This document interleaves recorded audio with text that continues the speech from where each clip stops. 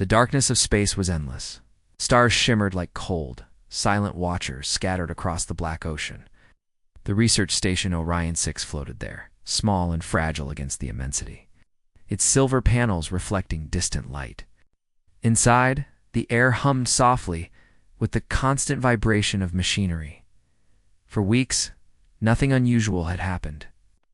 The crew carried out their normal shifts, logging space weather patterns, scanning for passing asteroids, monitoring the radio silence. That always seemed to stretch forever in this remote part of the galaxy. But then, it came.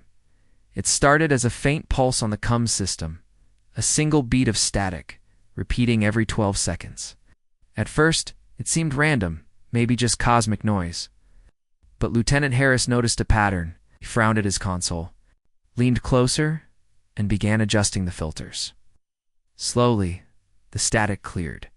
Beneath it, there was a voice. "Commander," Harris said, his voice shaking slightly. "You should hear this." Commander Elise Var was in her quarters, reviewing the weekly logs, her dark hair tied back, her eyes tired from staring at screens for too long. She stood, sliding her jacket on, and walked briskly to the comms deck.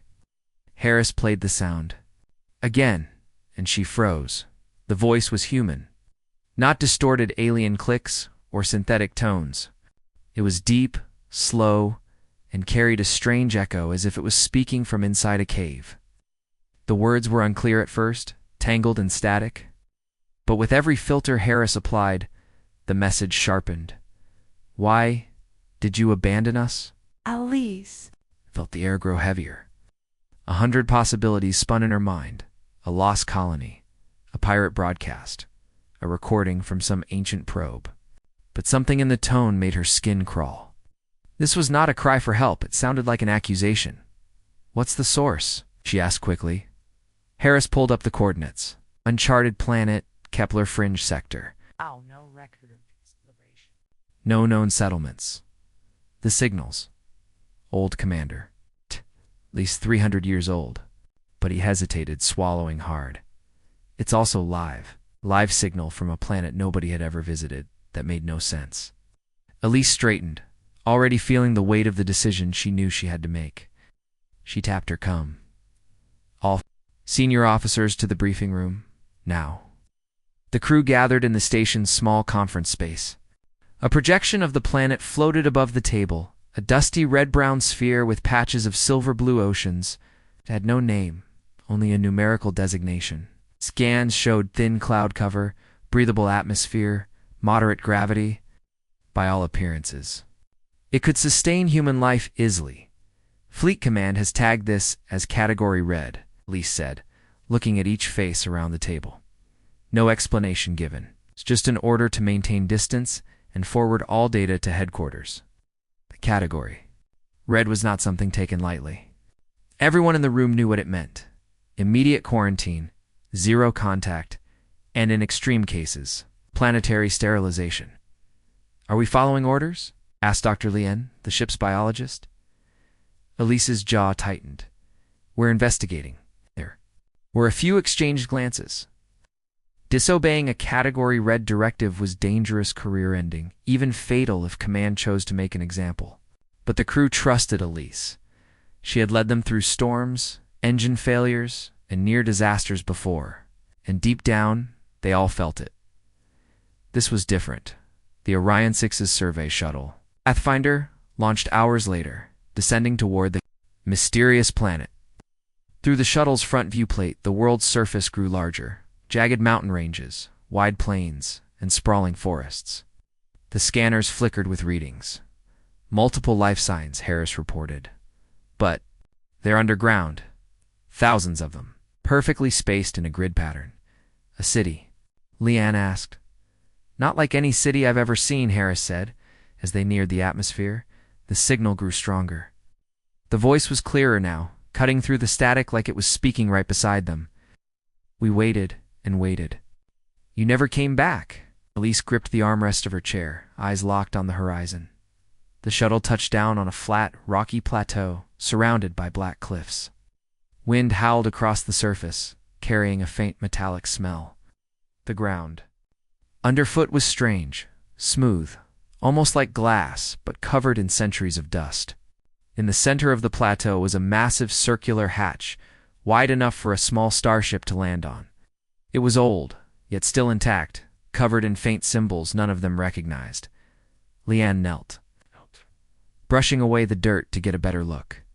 This is not natural. Someone built this. Harris scanned it. There's a hollow space underneath. Depth, at least 2 kilometers. Before Elise could respond, the hatch began to tremble. Dust poured from the edges, and a deep rumble echoed beneath their feet. The crew stepped back as the massive door slowly rotated, revealing a shaft leading straight down into darkness.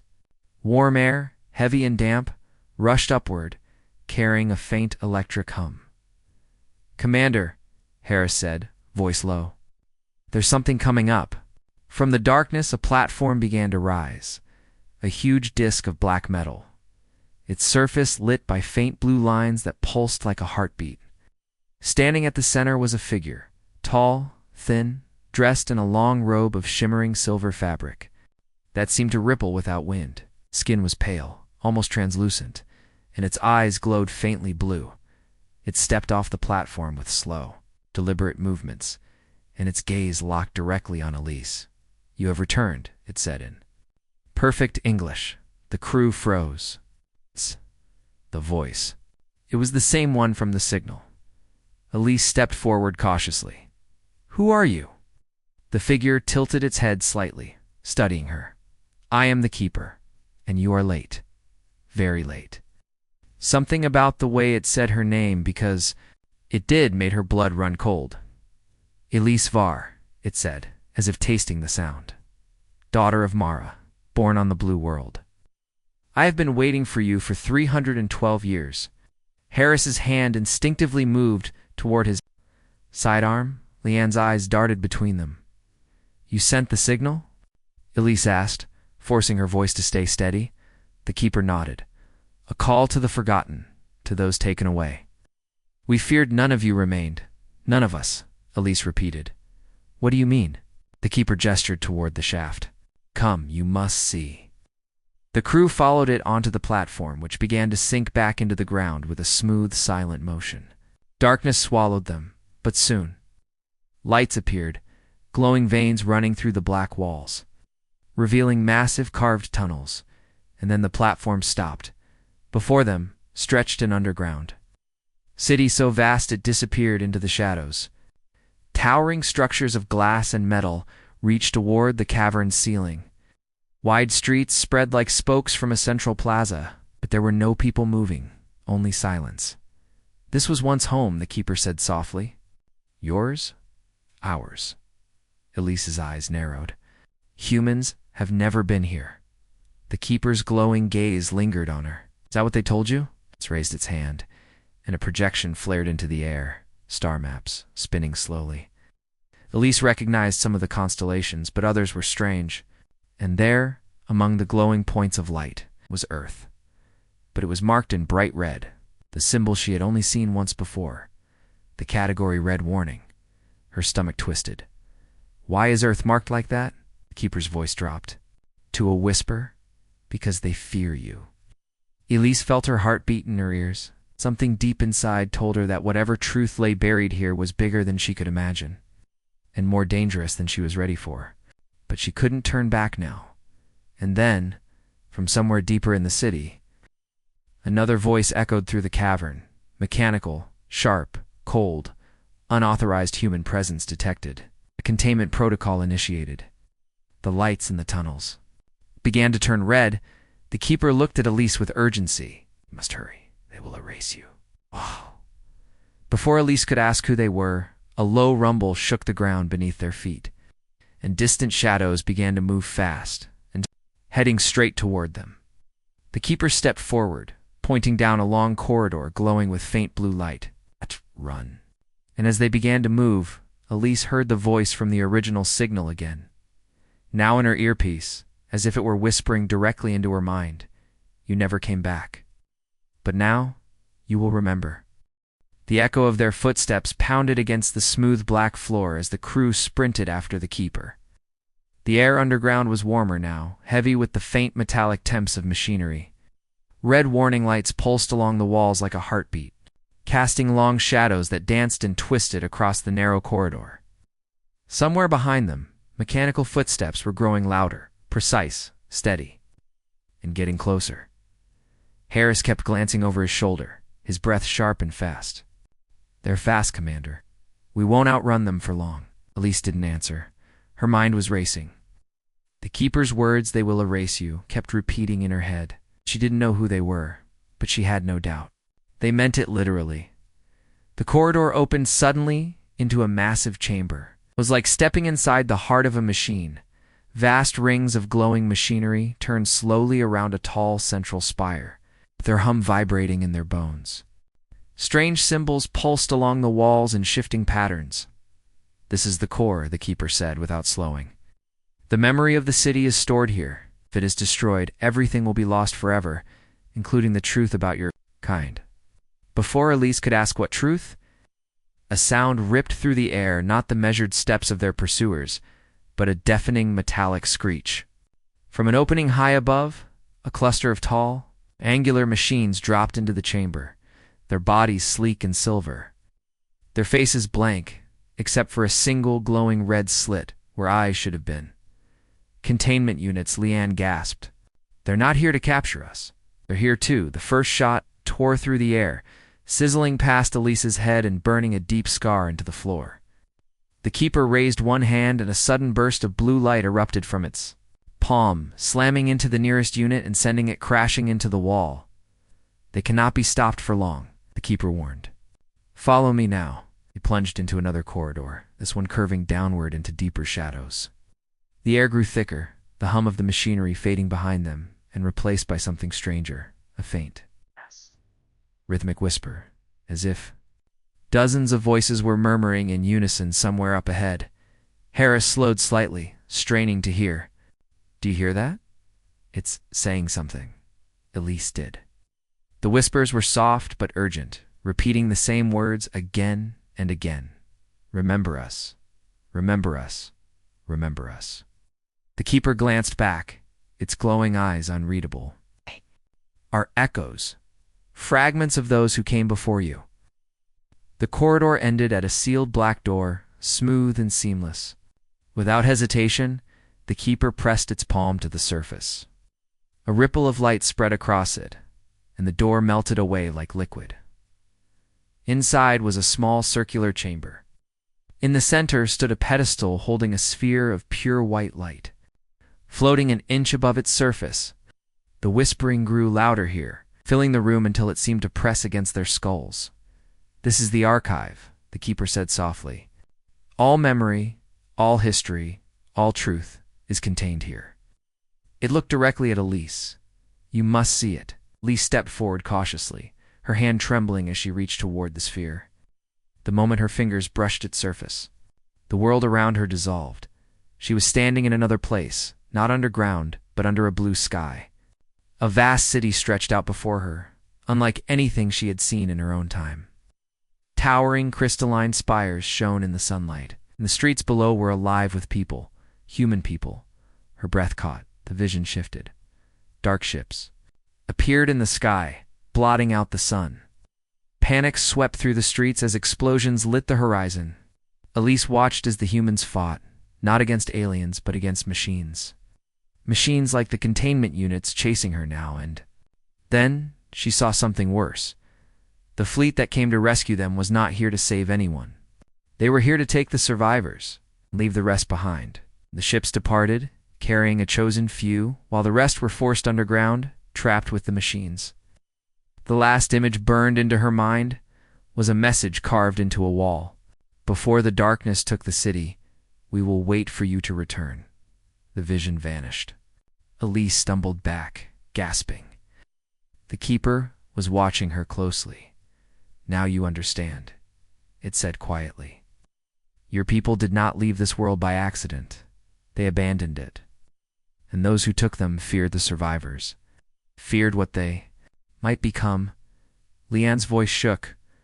"Why would they fear them?" "'Cause we adapted," the Keeper said simply. We became something they could not control. A heavy clang echoed in the distance, the sound of the containment units breaching the last barrier. The keeper turned toward the sound. They are coming. If the archive falls into their hands, the truth will be erased forever. We must take it. The white sphere suddenly shot toward Elise, shrinking as it moved until it was no larger than her palm. It hovered before her for a heartbeat, then sank into her chest, vanishing in a burst of light. She staggered, clutching at herself, but felt no pain, only a strange, pulsing warmth. "You carry it now," the keeper said. Run! Elise Var, run, and never stop until the truth reaches the surface. The walls shook violently as the first of the machines burst into the chamber. Elise didn't wait. She turned and ran, the others close behind. The corridors blurred past in a haze of red light and pounding footsteps, but deep inside her, she could still hear the whispers. "Remember us. Remember us. Remember us." And she knew with a cold certainty that no matter how far she ran, something was already following her, not the machines, but the weight of the truth she now carried. The tunnels twisted like the veins of some colossal creature, turning left and right with no pattern Elise could follow. Every step seemed to take them deeper, yet the keeper had said the only hope was to reach the surface. Behind them, the metallic pounding grew louder, sharper. The containment units were no longer just following. They were closing in. Harris's breathing was ragged. "They're hurting us," he gasped. "They're not trying to catch us here. They want us to go somewhere." "That's why we won't," Elise replied, though her voice was tight with strain. Ow. She glanced ahead. The keeper was moving faster now, its long legs carrying it easily over the cracked metal floor. It didn't look back.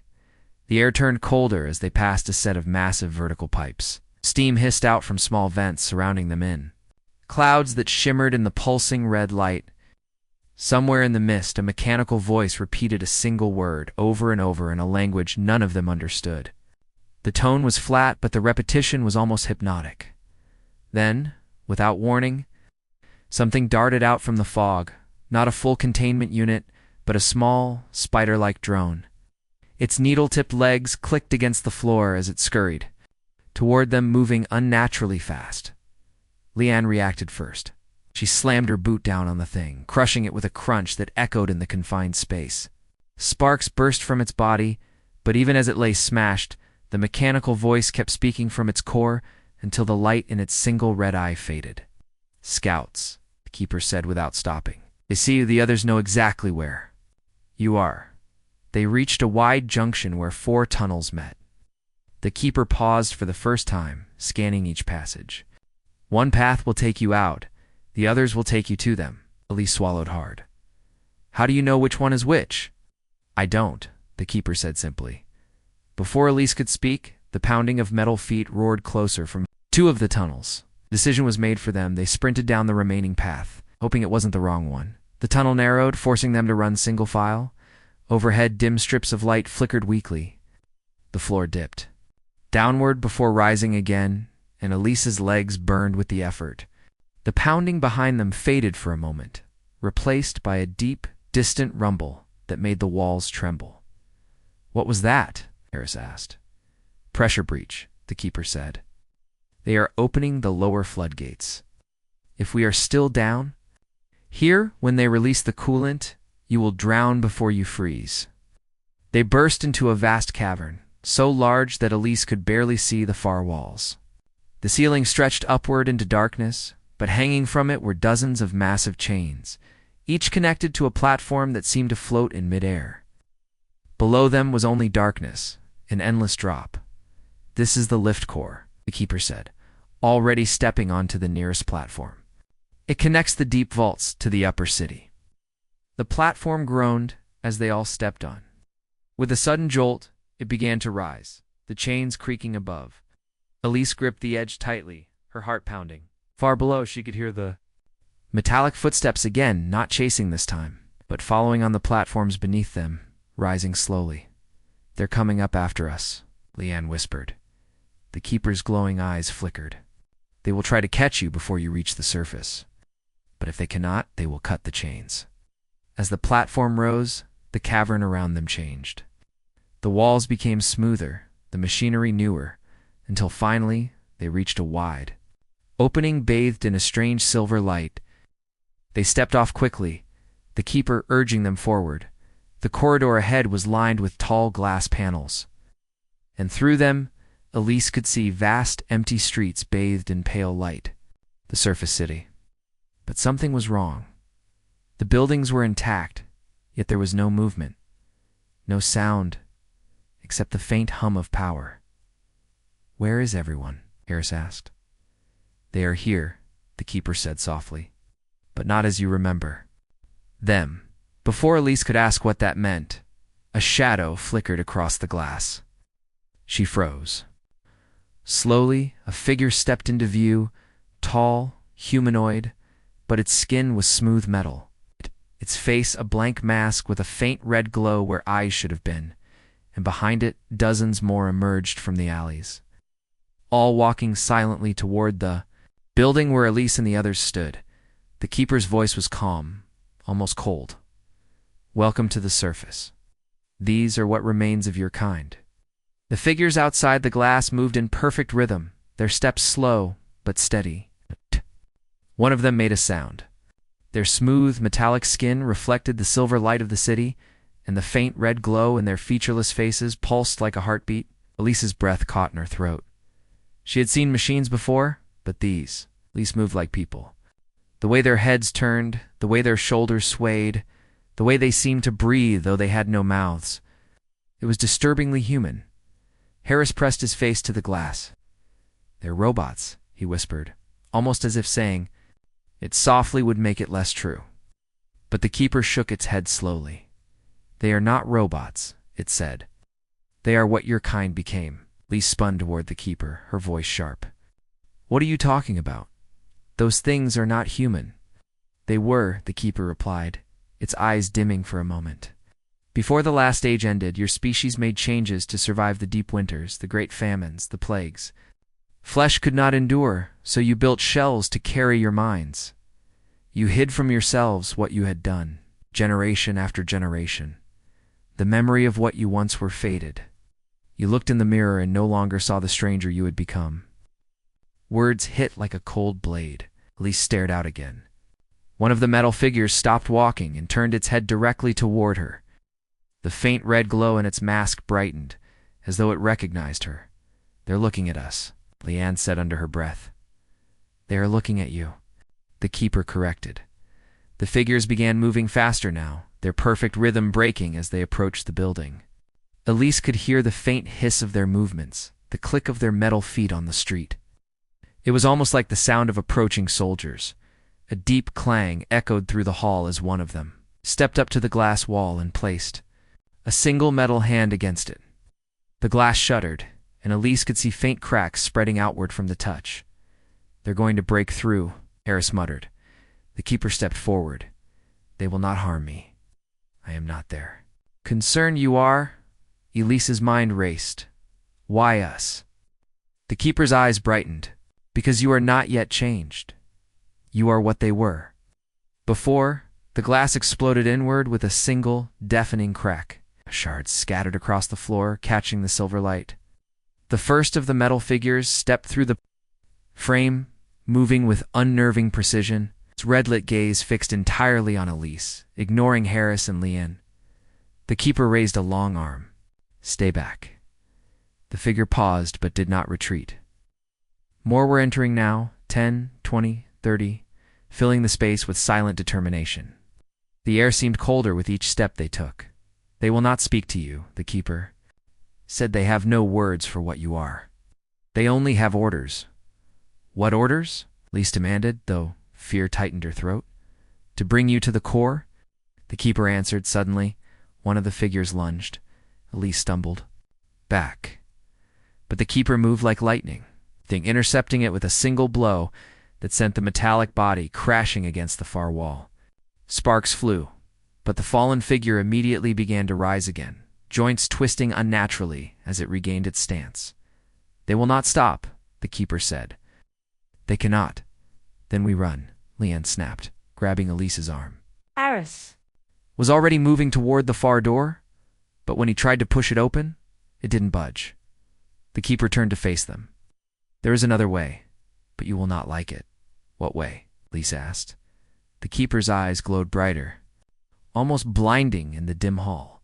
"Down deeper than you have ever gone, to the place where the first of you was remade."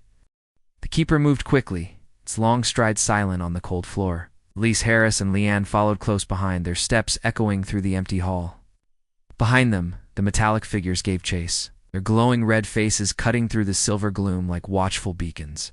The sound of their pursuit was not like running, it was like the steady, mechanical pounding of a war drum. The keeper stopped before a section of the wall that looked solid. Without a word, it placed its hand against the metal surface. A deep vibration rolled through the floor and the wall split open like a wound, revealing a dark shaft descending far below the city. The air from within was colder, thicker, and carried a strange metallic taste. "In there," the keeper ordered. Elise hesitated at the edge. "How far does it go?" "Far enough to lose them," the keeper said. Its glowing eyes dimmed slightly. "And far enough to find the truth." They stepped into the shaft. The floor dropped beneath them, and suddenly they were moving, not falling, but being carried downward by an unseen force. The walls of the shaft were covered in shifting patterns of light, like constellations twisting in strange alien shapes. Minutes passed, though it felt longer. Owie. The shaft opened into a vast underground chamber. The ceiling was so high, it disappeared into shadows, and the walls were lined with towering machines that pulsed with a dull red glow. In the center stood a single massive sphere, black as obsidian, yet shimmering faintly as though it were alive. Elise stepped forward. "What is this place?" "This," the keeper said, "is where it began." "Were your ancestors made there?" Choice Harris frowned. "Choice to do what?" "To stop being what they were," the keeper replied. "The world above was dying. Diseases without cure, wars without end. Your kind built the shells you saw above, perfect, tireless bodies, and moved their minds into them. But there was a price. Memories faded, emotions thinned, and in time, they forgot they were ever human." Elise stared at the black sphere. Something about it made her feel dizzy, as if the world was tilting. "What's inside?" Gaze shifted to her, the first mind, the one they tested before they changed themselves. It remembers everything. The pounding of footsteps echoed down the shaft above.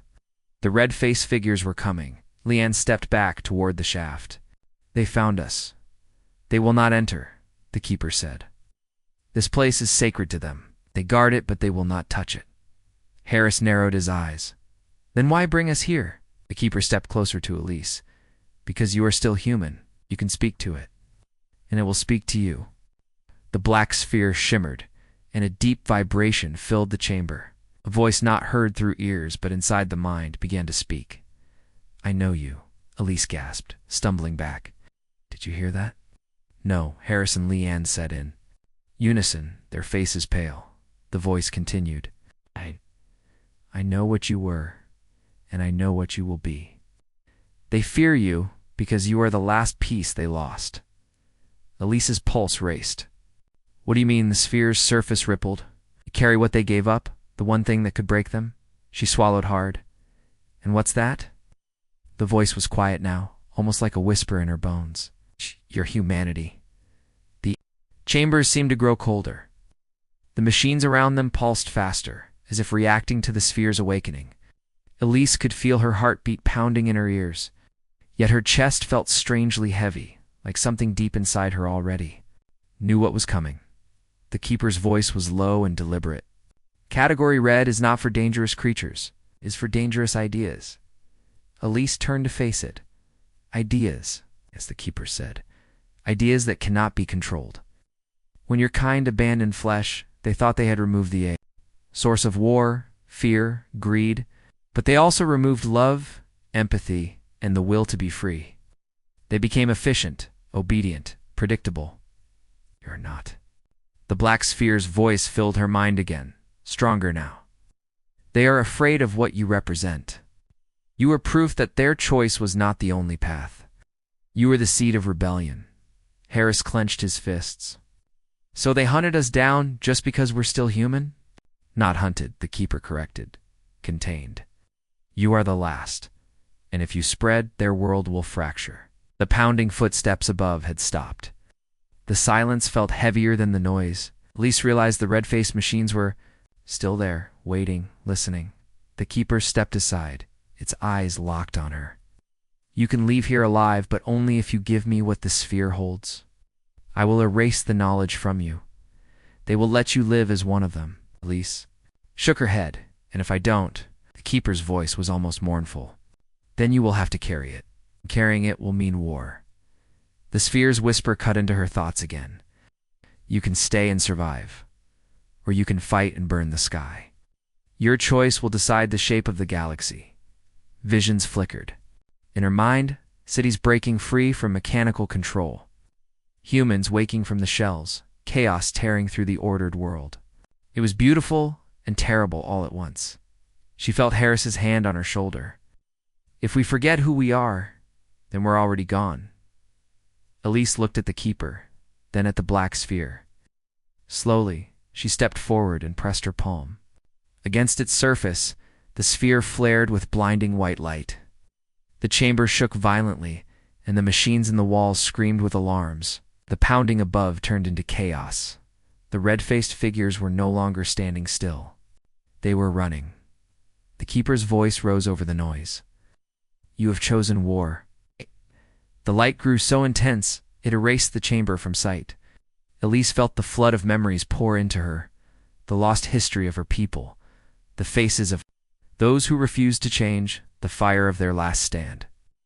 Her mind felt like it was breaking apart, yet she held on. When the light finally dimmed, she was no longer in the chamber. She stood on a platform high above the city, the air cold against her skin. Harris and Leanne were beside her, both looking shaken but alive. In the distance, red lights spread across the skyline like a rising tide. The machines were coming.